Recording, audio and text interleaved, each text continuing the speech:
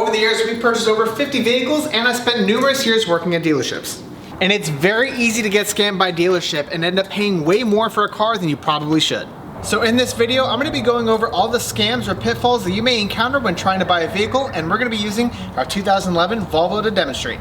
The first thing I want to talk about is clean or even greasy engine bays. Now, it may be very deceiving to get in here and look at an engine bay, regardless if you know vehicles or not, but if a vehicle engine bay is super clean, it could be hiding a lot of stuff, like all the dirt or oil they just washed off. Now, buying from a dealership, your first initial thought is that you're going to be buying a vehicle that's safe and it's from a dependable dealer. There's no way they could lie to you, but they actually want to end up spending as little money as possible when they have a vehicle and sell it on to the next person. They're not trying to build a brand new vehicle for you to buy. They're trying to cover up as much as they can. Now, me personally, I like engine bays that look exactly like this. A little bit of dusty, a little bit of dirty, not extremely clean, because if you have an extremely clean engine bay, that could be taking away things like if you had a small little bit of oil residue or is polished and leaked off. Now, you'll see this a lot at smaller dealerships, but they will actually tire dress the entire engine bay and make it look really greasy and sparkling clean, almost like it's brand freaking new. And if you're looking at a car that's 10 to 12 years old, you know it's not.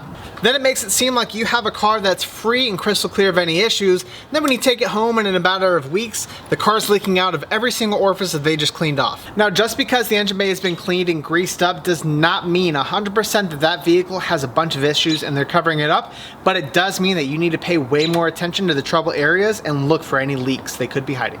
On the topic of engines, let's go ahead and talk about warning lights.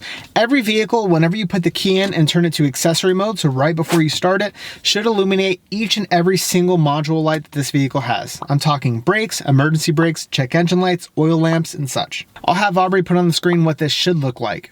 When turning the key to the on position, you want to make sure that every single light is illuminated at first and then turns off, especially when you start the vehicle. What you're looking for is to see if the dealer or somebody previously has blocked off a check engine light. So when you first get in the vehicle, you'll think, wow, this car has no lights on. It's because they're not there.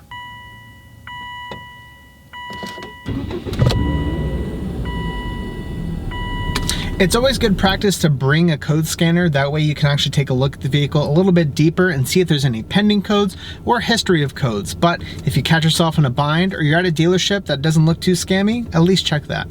That as in all of the lights that should be illuminated.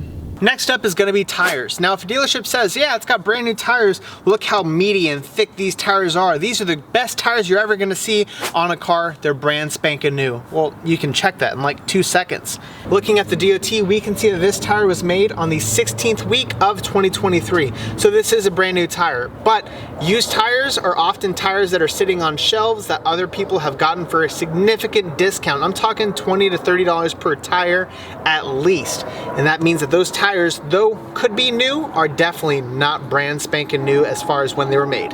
Now, tires that are extremely old, I'm talking 5 years plus, are not recommended to be driven on. Even though they look nice, once they start getting hot, they've started to dry rot. These tires will actually be very, very vulnerable to exploding or delaminating while in use.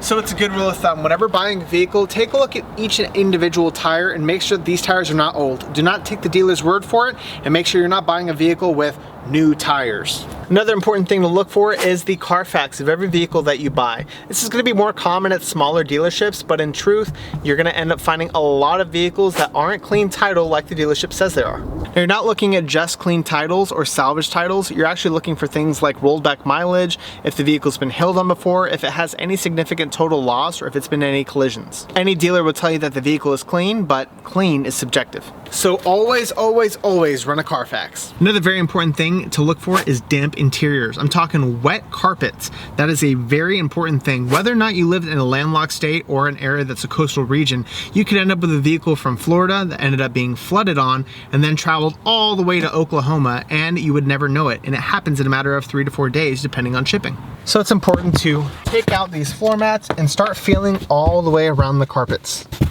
Now, we've heard this a dozen times. Oh, the car was just detailed. Oh, my detailer spilled some water in there, some cleaning solution. That's why the carpet's wet. And then we come to find out that the vehicle is actually from Houston, which is a very prone area to flooding.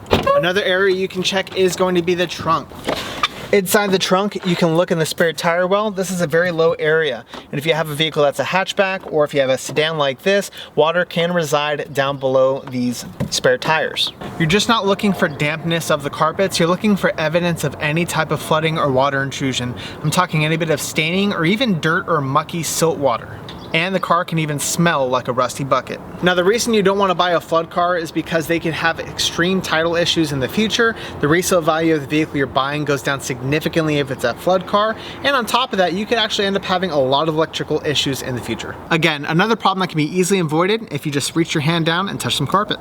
Another thing that we look out for whenever Aubrey and I are going to go buy a vehicle, and it's actually really funny, is when the dealer has a reason for every issue on the vehicle. And we've seen it all. One of the biggest examples is going to be an airbag light on the vehicle. Of course, the guy likes to tell us, oh, it was because my detailer pulled the seat out of the car and disconnected a connector. That's why the airbag light's on. When I hooked up my scanner, I found that it had multiple airbag codes indicating shorts all across the vehicle. Some other examples are going to be like a tire pressure light is flashing. Oh, the car just needs air in the pressure. I don't know why it didn't go off. It needs to be driven. Or, oh, the oil pressure sensor is going out. That's why it's flashing on and off. They always have an excuse to why there is an issue on the car, but it's not really an issue. And you have to ask, if the issue was so easy to fix, well, why didn't you just fix it before they ended up trying to sell the vehicle? Be wary of any salesman that has a lot of stuff to say about the vehicles. We found that the easiest and most honest salesmen are the ones that are just easygoing and let the vehicle sell themselves. Well, there you guys have it. Some of the main things to look out for when getting scammed.